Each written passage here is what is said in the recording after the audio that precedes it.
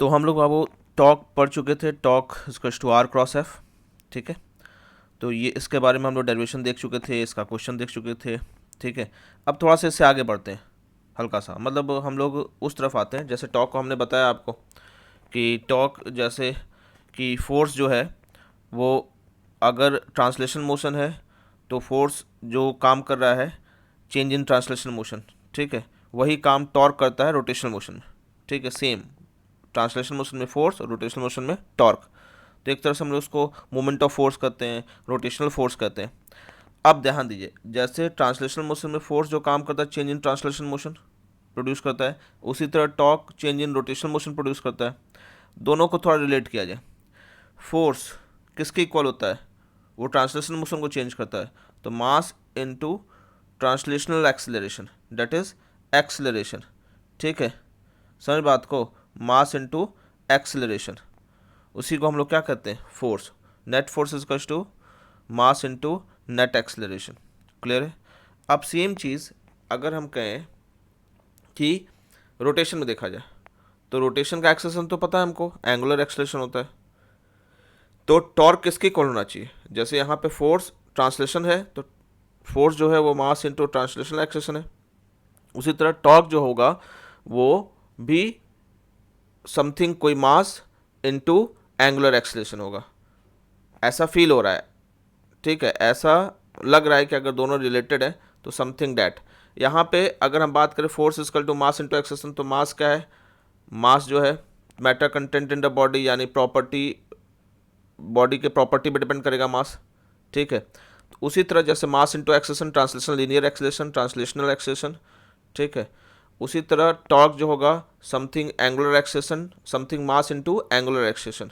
अब वो मास जो होगा वो भी रोटेशन के चेंज को अपोज करने की कोशिश करेगा। जैसे कि फोर्स में एम इंटू ए होता है, तो एम जो होता है इनर्शियल मास होता है, ठीक है, वही इनर्शिया जिसकी वजह से वो अपोज आ रहा है, ठीक है, ट्रांसलेशन मोशन में चेंज को अपोज कर रहा है। उसी प्रॉपर्टी की वजह से, उसी मास की वजह से जितना ज़्यादा मास होगा, ठीक है, तो उतना कम चेंज होगा ट्रांसलेशन मोशन में। जितना ज़्यादा मास होगा उतना कम चेंज होगा। फोर्स क्या है, ट्रांसलेशन मोशन को चेंज कर रहा है, और मास क्या है, उस चेंज को अपोज कर रहा है, ठीक है।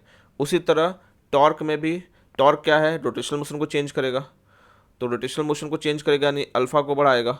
अब उसके साथ एक ऐसा मास होगा जो कि रोटेशनल मोशन के चेंज को अपोज करेगा, ठीक है।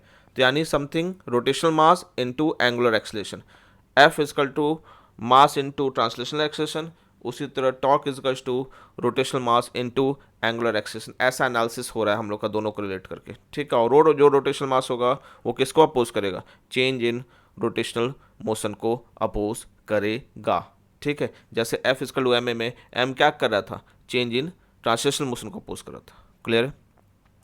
खैर अब इस चीज़ को हम लोग डिराइव करते हैं, ठीक है। आइए, ये तो एक एनालिसिस था, एक हम लोग सोच सकते थे, ठीक, एक इवैल्यूएशन था, एक कंक्लूजन था कि ऐसा कुछ होगा, ठीक, स्पेकुलेशन बेस्ड है। अभी थोड़ा आगे बढ़ते हैं और इसको कंफर्म करते हैं, ठीक। हम लोग के पास क्या है, ऑलरेडी हम लोग जान रहे हैं कि आर क्रॉस एफ है। अच्छा, अगर मान लेते हैं कोई एक ऐसा बॉडी है, 3D बॉडी है, जो प्योरली रोटेशन में, मतलब किसी एक एक्सिस के अबाउट अल्फा से प्योर रोटेट कर रहा है, ठीक है, क्लियर है। तो अगर हम कोई पी पॉइंट लेते हैं, ठीक, अगर हम कोई पी पॉइंट लेते हैं और यहाँ पे ऐसे कोई पी पॉइंट लेते हैं और उसका मास ले लेते हैं कि मान लो क्या है वो एम बेस में पी, ठीक है, उस पी पॉइंट का मास है। अगर वहाँ से अगर हम एक्सिस से, ठीक है, जो एक्सिस है जिसके अबाउट ये प्योर रोटेशन में है अल्फ़ा से, ठीक है, अल्फ़ा एंगुलर एक्सेलरेशन है। अल्फ़ा क्या है, एंगुलर से, सर्कुलर मोशन में हम लोग ये पढ़े हुए हैं, एंगुलर एक्सेलरेशन, ठीक। तो अगर उस पी पॉइंट पे अगर हम यहाँ से कोई आर वेक्टर लेते हैं एक्सिस से, एक्सिस से आर वेक्टर लेंगे यानी वो एक्सिस का परपेंडिकुलर होगा। जब भी हम लोग आर वेक्टर एक्सिस से ले रहे हैं, पॉइंट नहीं है, तो एक्सिस बहुत सारे पॉइंट से पास करेगा, तो हम एक परपेंडिकुलर आर वेक्टर लेंगे हमेशा, ठीक है। अच्छा, अल्फ़ा यहाँ पे देखिए एंटी क्लॉकवाइज है, ठीक है, अगर आप देख रहे होंगे तो अल्फ़ा यहाँ पे क्या है, एंटी क्लॉकवाइज है। तो एंगुलर एक्सेलरेशन डायरेक्शन क्या होगा, एंटी क्लॉकवाइज है तो on to the plane upward, और क्लॉकवाइज होता तो डाउनवर्ड। अगर ऐसे रहता तो इधर रहता, ऐसे है एंटी क्लॉकवाइज है तो अपवर्ड रहेगा, ठीक है, एंटी क्लॉकवाइज है तो अपवर्ड डायरेक्शन रहेगा अल्फ़ा का। तो अल्फ़ा का डायरेक्शन हमारे पास पता है कि अपवर्ड है। हम लोग पी पॉइंट लिए थे, आर हम लोग ड्रॉ किए away from the axis, perpendicular to the axis यानी perpendicular to the direction of alpha, यानी आर वेक्टर जो है वो परपेंडिकुलर है किस पे, अल्फा पे। ये क्लियर है, ध्यान दीजिएगा। अब ध्यान दीजिए, हम लोग जानते हैं टेंजेंशियल एक्सेशन, अगर प्योर रोटेशन में तो टेंजेंशियल एक्सेशन आएगा उसके पास। टेंजेंशियल एक्सेशन क्या है, क्या होगा बताइए। टेंजेंशियल एक्सेशन हम लोग जानते हैं, पड़े हुए हैं सर्कुलर मोशन में, अल्फा क्रॉस आर, ठीक है। First vector alpha, second vector R, पहला वेक्टर ऊपर है, सेकंड वेक्टर आर ऐसे है, ठीक, क्लियर है। फर्स्ट वेक्टर फिर सेकंड वेक्टर, ठीक है। तो डायरेक्शन किधर आएगा, ध्यान देंगे, फर्स्ट वेक्टर से सेकंड वेक्टर ऐसे आएगा, ठीक। फर्स्ट वेक्टर से सेकंड वेक्टर, फर्स्ट वेक्टर हमारा अल्फा ऊपर है, आर ऐसे है, तो ऐसे आएगा, ऐसे आएगा, नहीं उधर होगा डायरेक्शन, इधर, ठीक है। ऐसा कुछ होगा डायरेक्शन इनटू द प्लेन, जैसे अगर आपको ऐसे दिख रहा है, ऐसे ऐसे ऐसे आ रहा है तो इनटू द प्लेन डायरेक्शन हो जाएगा ऐसे, ठीक है। इनटू क्लॉकवाइज है तो इनटू, यानी ये अंदर की तरफ जाएगा ऐसे, ध्यान दीजिए। तो ये हमारा टेंजेंशियल एक्सेशन का डायरेक्शन हो जाएगा, क्लियर है। वो भी परपेंडिकुलर होगा क्योंकि अल्फा क्रॉस आर, तो अल्फा पे भी परपेंडिकुलर होगा, आर भी परपेंडिकुलर होगा, मतलब ये ऐसे ऐसे और ऐसे, ठीक। ये सिनेरियो कुछ ऐसे बनेगा, इसको फिर से बना दें, ये ऐसे ऐसे और ऐसे, ये इस पे परपेंडिकुलर होगा, ठीक है, इस पे परपेंडिकुलर, और क्योंकि ये किसका प्रोडक्ट है, क्रॉस प्रोडक्ट है, तो क्रॉस प्रोडक्ट का प्रोडक्ट है तो दोनों पे परपेंडिकुलर होगा ना। क्रॉस प्रोडक्ट का रिजल्टेंट हमेशा क्या होता है, perpendicular to the plane of resulting, perpendicular to the plane of involve vectors. Involve vectors कौन से, अल्फा और आर, ठीक है। मल्टीप्लाइंग वेक्टर्स अल्फा और आर दोनों के प्लेन के पर, यानी दोनों के परपेंडिकुलर होगा, क्लियर है। ये ध्यान दीजिए, ऐसे ऐसे कुछ 3D फिगर बनेगा, ये वाई एक्सिस मान लीजिए, ये एक्स एक्सिस, तो ये जेड एक्सिस, ठीक है, क्लियर है, कोई दिक्कत। चलिए तो यहाँ तक क्लियर है। अब ध्यान दीजिए, अब अगर जैसे ये आगे बढ़ेगा, मान लीजिए इसके पास ओमेगा भी आएगा, तो इसके पास एक सेंट्रीपिटल एक्सेलेरेशन भी आएगा जो आर के टूवर्ड्स होगा, toward opposite to the direction of R. R ऐसे है तो सेंट्रीपिटल एक्सेलेरेशन ऐसे आएगा, तो दो फोर्स आएगा, एक टेंजेंशियल फोर्स, एक सेंट्रीपिटल फोर्स, ठीक है। अब इस एक्सिस के अबाउट अगर हम टॉर्क ले रहे हैं तो टॉर्क का फॉर्मूला हमारे पास क्या है, आर क्रॉस एफ, ठीक है। तो हमारे पास दो फोर्सेज है, एक टेंजेंशियल फोर्स, एक सेंट्रीपिटल फोर्स। तो टेंजेंशियल फोर्स हमारा क्या है, ठीक, M into mass of P point into A tangential, ठीक है, यानी mass of P point into alpha cross are.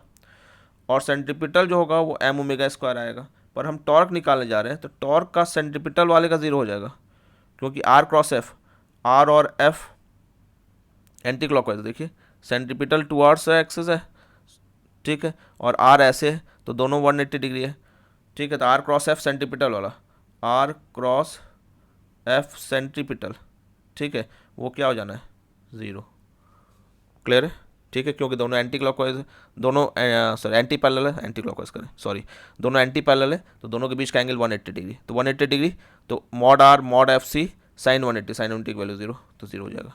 तो केवल हमको टॉर्क किससे मिलना है, केवल हमको टॉर्क मिलेगा टेंजेंशियल वाले से, ठीक है, केवल हमको टॉर्क किससे मिलेगा, टेंजेंशियल वाले से, ठीक। तो टेंजेंशियल का क्या है, alpha cross R, M P into alpha cross R. अब नेट टॉर्क क्या था, आर क्रॉस एफ। तो ऐसे ही सारे लोगों का टेंजेंशियल का ही मिलेगा, ये पी पॉइंट है, ऐसे ढेर सारे पॉइंट होंगे यहाँ पे, सारे पॉइंट का हमको टेंजेंशियल की वजह से मिलेगा, रेडियल की वजह से क्या मिलेगा, टॉर्क जीरो। तो सारे पॉइंट का हम सम कर देंगे, तो summation of such R cross F P, ठीक है। ऐसे ही पी पॉइंट के ढेर सारे इनफाइनाइट नंबर ऑफ पॉइंट्स होंगे, इन सबका सम करेंगे तो नेट टॉर्क हमको मिल जाएगा, क्लियर है, कोई दिक्कत। नेट टॉर्क हमको सबका मिल जाएगा, ऐसे ही सारे पॉइंट्स को इनफाइनाइटली ऐड करेंगे तो, ठीक। अब यहाँ देखिए, अब यहाँ R cross F P, F P की वैल्यू रखे तो M P into alpha cross R, summation में सब ऐसे सारे पॉइंट समेट हुए, इसको हम तुरंत समीशन कर देंगे, ठीक है। अब यहाँ पे देखिए, R cross M P bracket में अल्फा क्रॉस आर, ये क्रॉस का ट्रिपल प्रोडक्ट है, ठीक है। तो जब भी क्रॉस का ट्रिपल प्रोडक्ट होता है, एम पी बाहर हो जाएगा, तो बाहर हो गया मास ऑफ पी पॉइंट, ठीक। अब क्या हो गया, R cross alpha cross R, R cross alpha cross R, alpha cross R एक ब्रैकेट में हमेशा, तो ये वेक्टर ट्रिपल प्रोडक्ट, ठीक। Vector triple product, vector triple product में क्या होता है कि जो ये पहला बाहर वाला वेक्टर है वो अंदर के सेकंड वाले से डॉट बनाएगा, ठीक है, अंदर के सेकंड वाले से क्या बनाएगा, ये इसके साथ डॉट बनाएगा, ठीक, पहला, इंटू, देखो ये वेक्टर इसके साथ डॉट बनाएगा are dot R into alpha minus, फिर ये सेकंड वाले के साथ डॉट बनाएगा आर डॉट अल्फा आर, ठीक है। तो जब आर डॉट आर पहले ये सेकंड वाले के साथ बनाएगा, ठीक है। ए क्रॉस बी, ध्यान दीजिए जब भी ऐसा कुछ रहेगा कि ए क्रॉस बी क्रॉस सी ऐसा कुछ रहा, तो इसका जो आएगा वो ए डॉट सी, ठीक है, into B minus A dot B into C, समझ रहे? ये फॉर्मूला होता है वेक्टर ट्रिपल प्रोडक्ट का, ठीक है। पहला ये ए वाला इसके साथ बनाएगा, फिर इंटू बी और फिर बी के साथ बनाएगा, तो वही चीज़ यहाँ पे अप्लाई की, क्लियर है? वही चीज़ यहाँ पे अप्लाई कर रहे हैं हम लोग कि पहले ये आर इसके साथ बनता है R dot R into alpha minus R dot alpha into R. तो आर डॉट आर जो होगा, ठीक है, वो मॉड आर स्क्वायर हो जाएगा, ठीक है। तो यहाँ देखिएगा मॉड आर स्क्वायर, क्लियर है, या मॉड आर स्क्वायर, ठीक। और आर डॉट अल्फा, आर और अल्फा परपेंडिकुलर थे, ध्यान दीजिएगा, आर और अल्फा परपेंडिकुलर है, ध्यान दीजिए। यहाँ पे आर ऐसे, सॉरी आर ऐसे, अल्फा ऐसे, दोनों के बीच का एंगल 90 डिग्री, तो दोनों का डॉट प्रोडक्ट क्या हो जाएगा? 0। तो आर डॉट अल्फा क्या हो जाएगा? 0। तो यहाँ से क्या आ गया हमारे पास? Summation of mass of P point into mod of R square into alpha, ठीक है। अल्फा तो कांस्टेंट है तो बाहर आ जाएगा समीशन के, अल्फा हमारा कांस्टेंट है तो समीशन के क्या हो जाएगा? वो बाहर आ जाएगा, ठीक है। तो समीशन के जब बाहर आ गया तो उसको हम लोग देखेंगे, यहाँ ये समीशन के बाहर आ गया, तो अंडर समीशन के अंदर क्या बचा? Mass of P into R square, ठीक है, यानी summation of M R square.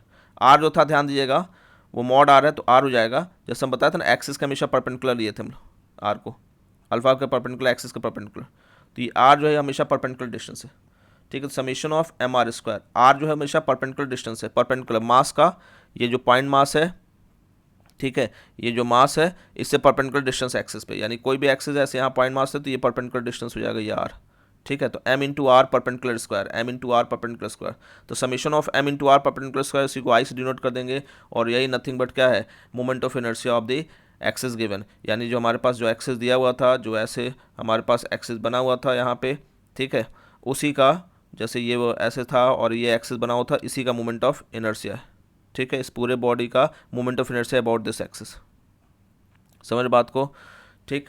तो moment of inertia about this axis, इसको हम लोग क्या भी कह सकते हैं? Rotational mass. तो आ गया rotational mass into angular acceleration, same F is equal to M A जैसे होता था, F is equal to M A, ठीक है, यानी इनर्शियल मास इनटू ये क्या? Translational acceleration. ये मास क्या करता था? Opposes the change in translational motion. ये मास का क्या काम है? Opposes the change in translational motion. इसलिए उसी हिसाब से इस आई का ये मोमेंट ऑफ इनर्शिया क्या काम है? रोटेशनल मोशन का क्या काम है? Opposite the change in rotational motion. जैसे वहाँ एम का काम होता था opposite the change in translational motion, उसी तरह यहाँ पे आई का क्या काम है? रोटेशनल मोशन का, opposite the change in rotational motion, clear है? इसका ऐसा यूनिट देखोगे तो एम आर स्क्वायर यानी के जी मीटर स्क्वायर, ठीक है। डायमेंशन देखोगे तो एम एल स्क्वायर हो जाएगा, के जी मीटर स्क्वायर है तो स्केलर क्वांटिटी है, प्रॉपर्टी है, प्रॉपर्टी हमेशा क्या होगा तुम्हारा? स्केलर होगा। तो यहाँ से इसका डेफिनेशन देख लीजिए, property of A system by virtue of it opposes the change in rotational motion. किन चीज़ों पर डिपेंड करता है तो वो भी ध्यान दे लीजिए। तो किन चीज़ों पर डिपेंड कर रहा है ये? तो mass of the system M R square है तो मास पे डिपेंड करेगा, और दूसरा distribution of the mass about the axis of rotation. जैसे ये मान लिया एक्सिस ऑफ रोटेशन है, यहाँ मास है तो मास पे तो डिपेंड करेगा, मास बढ़ाएंगे तो मोमेंट ऑफ इनर्शिया बढ़ेगा, और अगर हम मान लीजिए मास को पास लेते हैं तो आर घट जाएगा तो मोमेंट ऑफ इनर्शिया घट जाएगा। अगर सेम मास है, मास दोनों जगह सेम ले, मगर आर घटा दें तो मोमेंट ऑफ इनर्शिया क्या हो जाएगा? कम हो जाएगा। यानी एक्सिस के अबाउट मास कहाँ रखा है उस पर भी डिपेंड कर रहा है, मास पे तो डिपेंड कर ही रहा है। मास डबल करो ट्रिपल करो तो मोमेंट ऑफ इनर्शिया भी डबल ट्रिपल होते जा रहा है। अगर हम आर को फिक्स रखें, जैसे कि अगर मान लीजिए ऐसा कुछ है, हम यही रखें, यहाँ पे आर डिस्टेंस पे पहले हम मास एम रख लें तो मोमेंट ऑफ इनर्शिया आ जाएगा एम आर स्क्वायर, ठीक है। फिर हम सेकंड टाइम क्या करें कि मास बढ़ा दें 2m कर दें तो क्या हो जाएगा? 2m R square. तो मोमेंट ऑफ इनर्शिया चेंज हो रहा है, 3m कर दें तो 3m आर स्क्वायर। तो हमने आर फिक्स रखा, मास चेंज किया तो मास पे डिपेंड किया। अब हम दूसरे केस में क्या रखेंगे कि हम लोग मास सेम रखेंगे, ठीक है, जैसे आर, यहाँ मास यहाँ रखें एम, तो अभी आ गया हमारे पास एम आर स्क्वायर, ठीक। अब सेकंड केस क्या करेंगे? हम लोग मास सेम रखें मगर डिस्टेंस बढ़ा देंगे, यहाँ 2r कर देंगे, मास m है तो ये क्या आ जाएगा m इंटू 2r का होल स्क्वायर, ठीक है, तो 4r²। यानी डिस्टेंस भी डिपेंड करेगा, मास भी डिपेंड करेगा और distribution from axis of rotation, ठीक है, distribution of mass about the axis of rotation. Clear है, इन दो बड़े फैक्टर पे डिपेंड करेगा। इसी से आप कह सकते हो कि ओरिएंटेशन से भी डिपेंड कर सकता है, क्योंकि हमको परपेंडिकुलर डिस्टेंस चाहिए। जैसे मान लीजिए ये एक्सिस ऐसे था, यहाँ से डिस्टेंस r है, ठीक है, m का, और हम यहीं से जहाँ से पास वहाँ से ये पास कर दें तो ये अब परपेंडिकुलर डिस्टेंस हो जाएगा, ये r डैश हो जाएगा, तो फिर से मूवमेंट ऑफ इनर्शिया चेंज हो गया, यानी डिस्ट्रीब्यूशन पे डिपेंड कर रहा है। ओरिएंटेशन चेंज होने से मास का डिस्ट्रीब्यूशन चेंज हो गया, तो mass of the system depend करेगा और किस पे डिपेंड करेगा, तुम्हारा distribution of mass about the axis of rotation. ठीक है, तो चलिए आज के लिए इतना ही, बाकी नेक्स्ट क्लास में हम लोग इस पर कुछ और देखेंगे मूवमेंट ऑफ इनर्शिया के बारे में, और डिस्क्रीट मास और कंटिन्यूअस मास के लिए मूवमेंट ऑफ इनर्शिया निकालने की कोशिश करेंगे। ठीक है, till then stay connected, thank you.